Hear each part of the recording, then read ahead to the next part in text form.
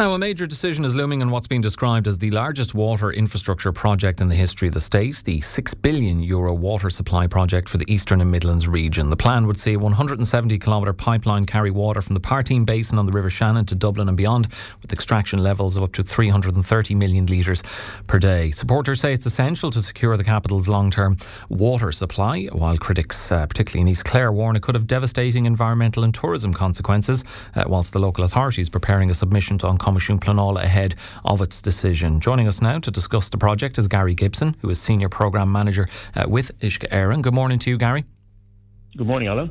Thanks very much for being with us. It's been stated that the scheme would extract around 2% of the Parteen Basin's annual flow. There are concerns, though, from some that it could end up being more. How confident are you that this level of abstraction is environmentally sustainable? Well, as said, Alan, thanks for giving me the opportunity to come on here this morning. Just maybe step back a little bit. In terms of, this is a project of strategic national importance, and large parts of the Midlands and East, where the demand is exceeding what we can sustainably provide. And 85% of 1.7 million people kind of in the region are dependent on the River Liffey, and there's a critical need for a new source. I suppose to meet that demand, we are delivering this project, which is the water supply project for the Eastern and Midlands region.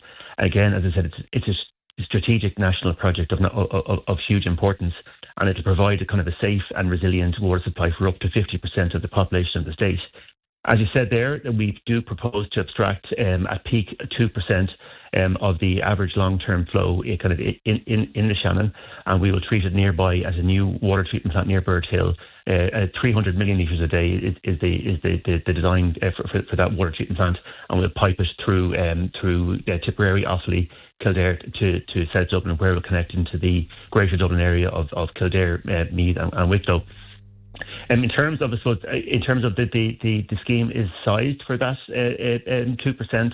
A 2% I suppose abstraction of 300 million litres, and I suppose we're confident that we've I suppose an agreement with the ESB whereby they will take account of our abstraction in how they manage levels within the Parteen Basin and Lough Derg, and that we've I suppose assessed that can continue to be the case, that they can continue to operate levels in the basin kind of within the normal operation. So you don't have any concerns that the pipeline could result in dangerously low water flow levels, which is a concern that River Shannon Protection Alliance, amongst others, have mooted? No, I mean, I suppose our planning application for the project, which as you're aware, was lodged late last year, that includes an environmental impact assessment report that details any impacts from the proposed project. And in that, we've carried out extensive kind of modelling of the impact of our abstraction on I suppose water levels, and the modelling demonstrates that even kind of in the worst drought on record, even if that was made worse by climate change, that that we can still, that I suppose the ESB can still operate Lough Derg and Parteen Basin within the same operating levels as it always does. So the look and feel of the water body will be the same both kind of after and before the abstraction. Critics, Gary, say that alternatives haven't been seriously considered. What other options, if any, were examined or looked at before deciding on the Shannon as the long-term source to solve this situation? Well, I suppose Uisce Éireann recently completed our National Water Resources Plan, whereby we looked at, I suppose, the water supply kind of needs for water resource zones across the entire country. And as part of that, for the Eastern Midlands region, we looked at over 1,000 sort of options as a starting point for the needs of kind of the wider region. And really, I mean, obviously with 1,000, a lot of those aren't feasible. But as we came down to the feasible options, really, they all come back to the Shannon, which is a fantastic natural resource. It is a very significant water body that has, I suppose, a very large catchment area, and by comparison to the Liffey, where, as I mentioned, large parts of the east are dependent on, it's a far larger water body than the Liffey, and has the capacity, more land drains to the Shannon, and it allows us to have a more sustainable abstraction.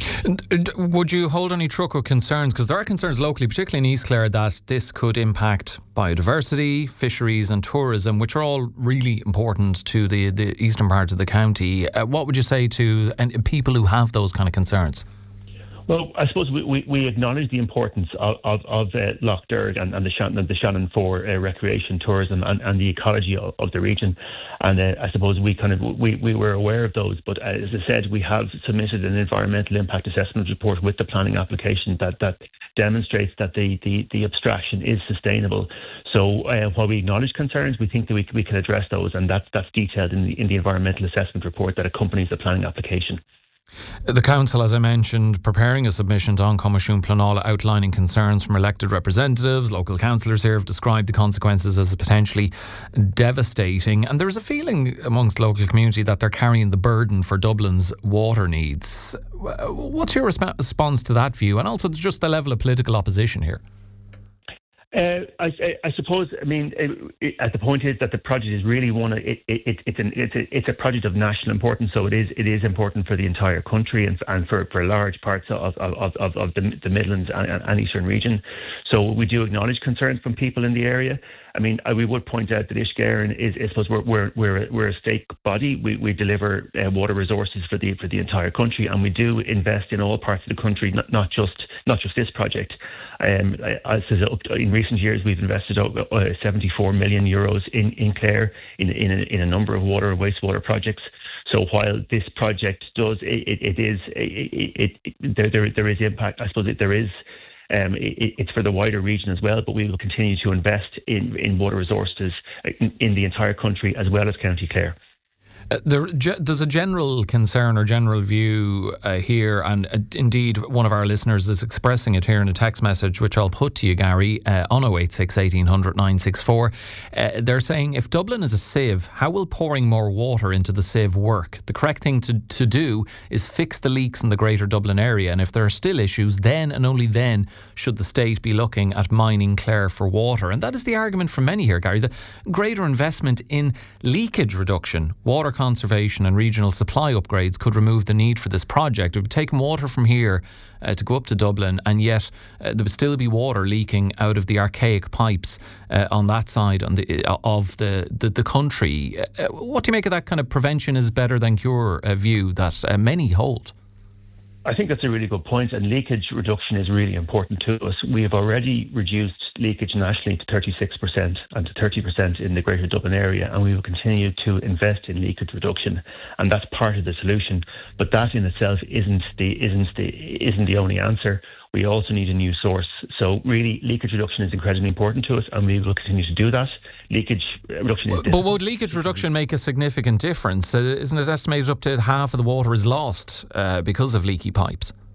It would have been the case in previous times that leakage was at that level, but we are, as I said, we have reduced leakage in the Greater Dublin area to 30%, and we're working to reduce that further.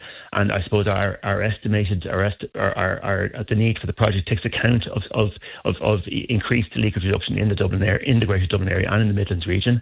And I suppose that is just it's part of the solution, but it's not the only solution. We also need a new source. We need to end the reliance on having more sort of resilient water supply for the entire region, and leakage reduction alone won't achieve that.